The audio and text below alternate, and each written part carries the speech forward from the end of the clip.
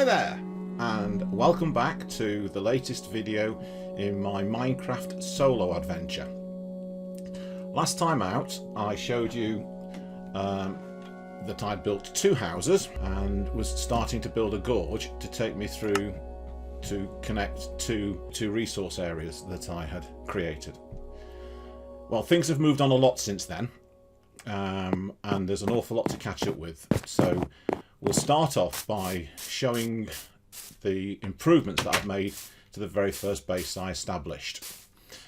As you can see, I now have a bed with a nice white carpet next to it, a frame with a favourite pickaxe in it, two display stands, one with some pretty worn out armour and a golden sword, and this one with the very first trident I found.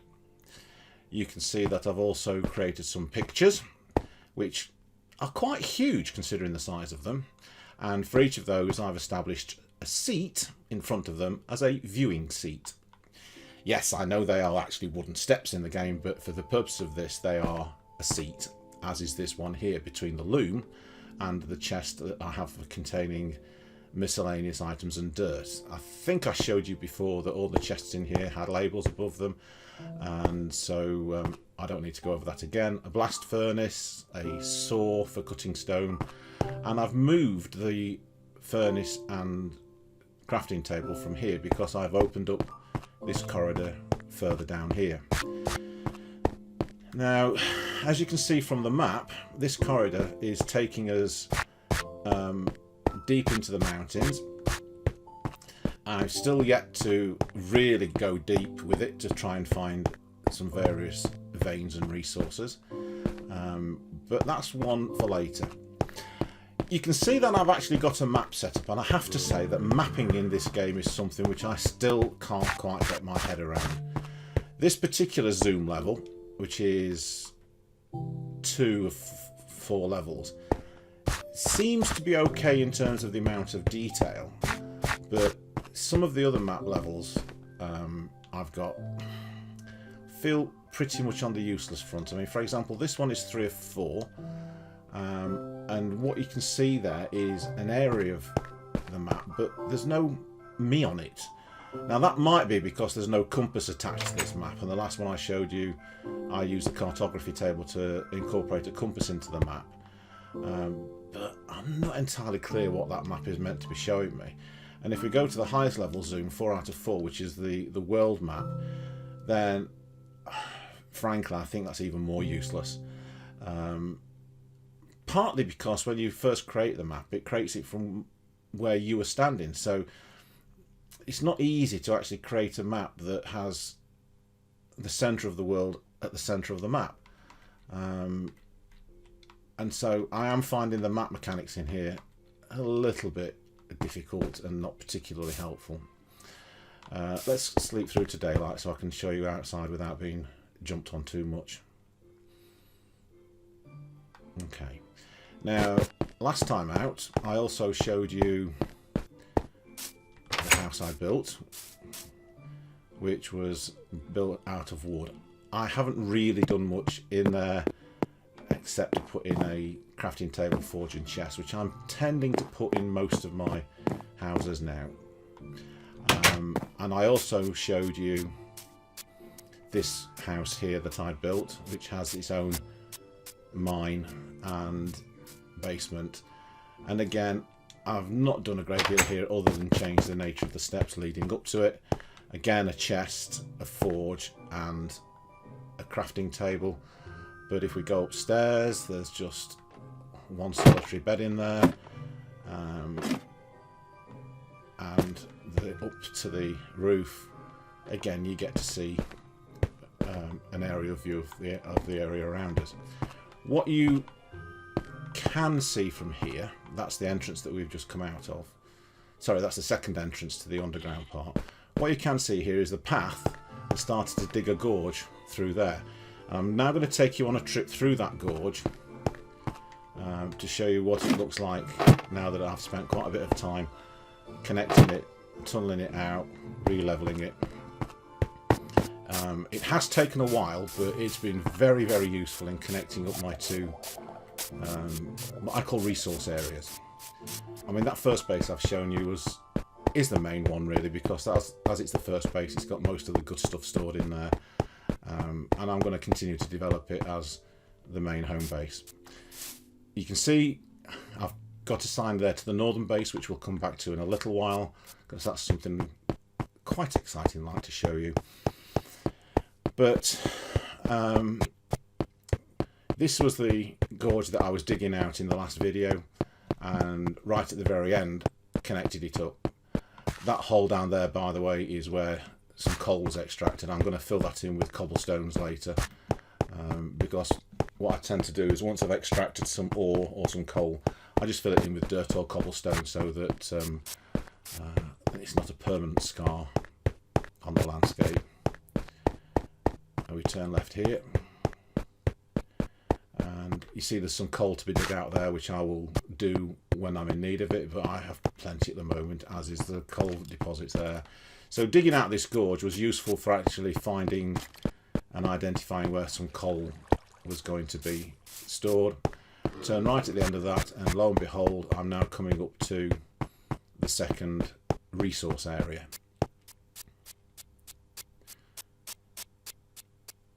Now, what you might see is a bridge, which I'll talk to you about in a minute. Inside this resource area, again, bed, furnace, crafting table, chests. This one's slightly unusual in that I have got a second level up here, because I've noticed that one of the spawn points for a skeleton archer is around here. So I've actually built up an entrance here, so that if the skeleton archer does spawn up here, I can come and take him out before he starts throwing arrows down at me when I'm down on the ground. Likewise, another similar exit here. These are just basically viewing areas so you can see what's in front, but they do have practical purposes if anything spawns up there. Again, I'll come back to the bridge in a minute. I also decided I'd dig back into the mountain just to see where we would get to, and you can see it didn't take very long for another door to be put in and for another area to be explored. And as you can see from the map, I'm heading north now, and the Northern Territory is quite an interesting one on this map, because I've discovered a village. In fact, I've discovered two villages, but one of them is an illager village, and they're not very nice people, to say the least. So let's just drop down one of these ladders. Now, this bridge, one of the things I've found is if I'm swimming in water, you often get attacked by drowned, who can sometimes explode when you least expect it. And so I decided with this particular piece of waterway, it was kind of, get lost you guys, I'm going to have a bridge right across the top of you so you can't get to me. I've stopped it here at this point because, as you can see, to progress I'm going to have to get rid of this birch trees, which will be a lovely source of wood, but that's a plan for the future. And as you can see to the map, there's still quite a bit of stuff to the south to explore when we get down that way. So the second resource base, and I call it that because there's lots and lots of sand here, which is going to be useful for creating glass. The second resource base is now, I would say, properly operational. Again, there's coal deposits, there's plenty of wood, so there's plenty of resources there for me to use if need be. The gorge is opened up nicely. Last video was very dark because it was evening, so now in daytime you get to see it in its full glory. The other thing I've done here is I've tried as best to make it a single level all the way through. It's not entirely possible because the two resource bases are on different levels, so I've managed to minimize it to one set of steps difference, because I thought the most efficient way of getting through these things is for it to be flat and single level. One thing I want to explore for the future, and again, if there's anybody watching this video who knows the answer and can leave a comment below, I would be grateful, is to see if I can put a railway through here. Now, as you just saw, there was about 2 or 3 flights of steps there and another one here. So there is quite a bit of difference between the topography of the two bases. And I think that's as best as I can get it in terms of being flat, because if I start to dig out the other stuff at this end, it will become too low and we'll need to build steps up again. So the fact that they're on 2 different levels means that I cannot have a completely flat gorge all the way through. Now, I mentioned this site to the north. What I did do is, from the base I've just come from, I decided to go over the hills and explore what was going off up north. Oh, excuse me one moment. There is an exploder there that I need to kill so I can get some gunpowder. So I need to kill. Have you written? Oh, shoot. I had realised that if I wanted to get gunpowder off these things, I have to kill them before they explode. And as you can see, I didn't manage to succeed on that one. So that gunpowder source has gone for now. Anyway, back to what I was saying. I managed to explore north and found a nice area to build a good house in. But then because of this mapping thing, I needed somewhere of being able to connect the two up. So I gradually started working south and eventually found a route through that would actually connect the two up, which is what I'm traversing now. Now that dog leg there, I could probably cut through that mountain there and straighten it out, which I probably will do, but again, it's not a priority at the moment. But what I've done with the waterways here, and as you can see from the map, there's quite a bit of water around here. It's like a river cutting through and forming a gorge of its own. I've built a bridge and I've put some stone walls up so that I don't accidentally fall in and get splattered by things in there. So now, and I've put doors in to stop creatures at night just wandering through and catching me by surprise, because the one good thing about the AI in here is that zombies still don't yet seem to know how to open doors, and long may that be the case. Again, a bridge, because you can see there's a drowned over there, there's another exploder there. Let's get out of the way, because if he explodes when that bridge is in nearby, then the bridges are gone. I don't want that. A little sign to say keep going for the southern settlement. I've also, where I've got long corridors like this, dropped down the odd crafting table so that I don't have to keep going back to one of the houses to do some crafting. This one is called to the east zone, and as you can see from the map, it's pointing off towards the east. At the moment, this is, again, it's more like a cliffside into the gorge, and I've still to decide if I want to cut through there or maybe go round the outside. But there's also another level, because again I found that the way this piece of land was set up was on different levels. So there's a door up here as well, so I've got potentially 2 levels of bridge that I can build to cut through that gorge. And there's some basically excavated mine works down there, which I've already taken most of the resources from. So let's go back. Now that was the one to the southern settlement, wasn't it? So we come back down this way. No, that was the one to the southern settlement, sorry. Let's just do a quick bit of food eating so that I can run. Because that's the other thing I learnt, is that my sprinting ability is based on how many bits of food I've eaten. These potatoes aren't particularly nutritious. I need to get some meat from somewhere. Meat and fishing is probably going to be on the cards soon, but at least I can run a bit faster now to speed up. And here's a crafting table at the other end of this long corridor. You'll see from the map that this corridor has actually cut, well, you would if the map was bigger. It's cutting through underneath a big mountain, and we've reached night time again. Now, this was the house that I started to build in the north, and as you can see, it's 5 stories high.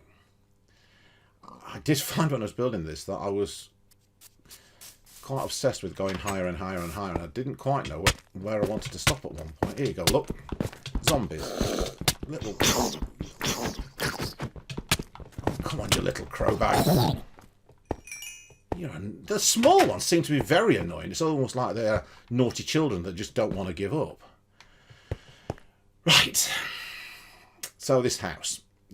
Now, in the UK, the bottom floor is the ground floor, not the first floor. We don't do it the same way as the Americans do. So this is the ground floor of my 5-story house. It has access to its own mine, which, as you can see, I've excavated quite deeply. And there's still lots to do down there. Because in this map, I haven't yet hit bedrock. I have in another game, which I will make in another video. Same again, crafting table, furnace. This time I've got a loom and a cartographer's table, which is where I started to make all the different maps. So there's a little bit more into this house than in the other ones. Now if I go to the first floor, which in America you'd call the second floor, this is going to be my main rest area.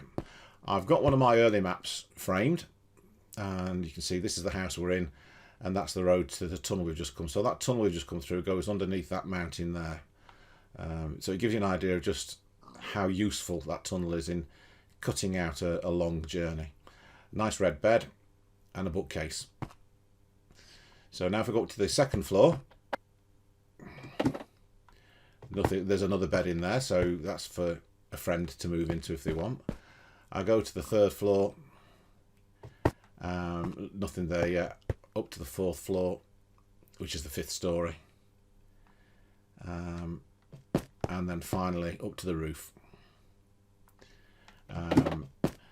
I've deliberately not done a great deal of developing here because I do think that I may yet go another 2 or 3 stories up on this building, because the one thing that I've noticed with this building is it is actually a very big beacon from quite a way off on the map for navigation purposes.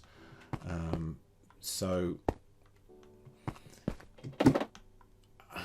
making it taller will make it even more of a beacon. Okay.